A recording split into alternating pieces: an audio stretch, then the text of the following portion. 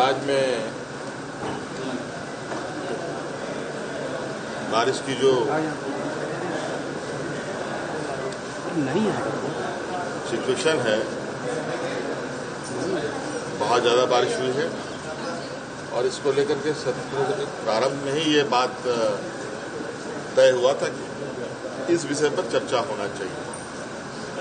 सो आज विषय पर चर्चा हुआ है और जब से ऐसी स्थिति है, हम लोगों की नज़र भी है पूरे राज्य के हालात पर, क्योंकि माननीय सदस्य विभिन्न क्षेत्रों से चुनकर आते हैं।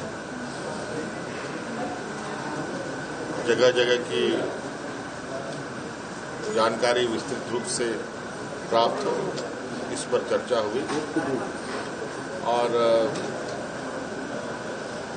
जिन जिन जगहों पर नुकसान हुआ है, जिन जिन चीज़ों को नुकसान पहुंचा है, उन सबका आकलन होगा। किसानों को भी नुकसान हुआ,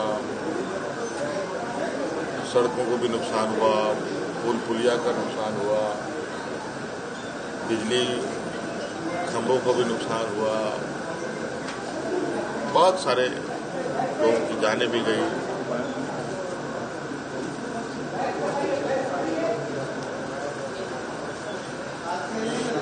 क्योंकि सरकार उन सभी को ध्यान में रखकर उन तक राहत हम लोग पहुंचा पाए, ये सरकार की मंशा रही है। और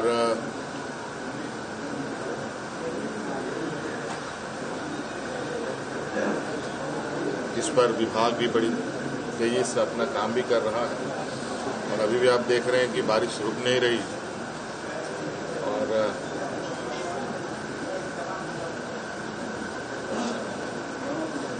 जल्द से जल्द लोगों तक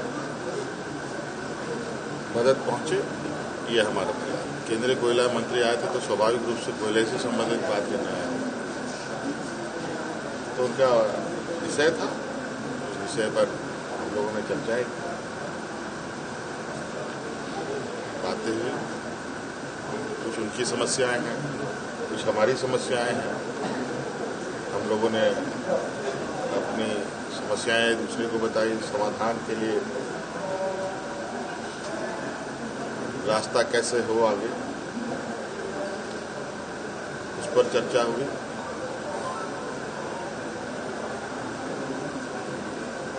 CCL, BCCL के वरीय पदाधिकारी भी रहे, उनको भी सभी चीज़ों से अवगत कराया गया।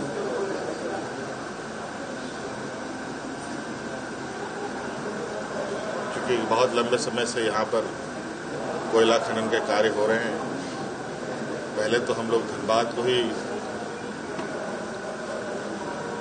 कोयले का भंडार समझते थे, अब ये फैलकर लगभग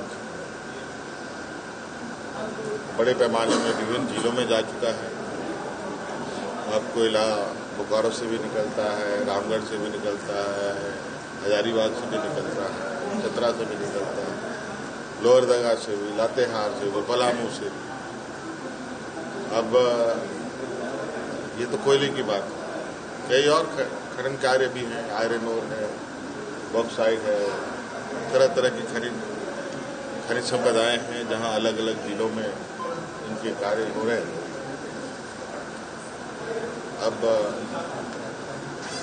इस पर एक बृहद चिंतन करने की आवश्यकता है, क्योंकि ये बात भी सही है कि इन खनन कार्यों से बड़े पैमाने पर लोग विस्थापित भी हो रहे हैं और कैसे उनके समस्याओं का समाधान हो, इस पर आगे और गंभीर चर्चाएं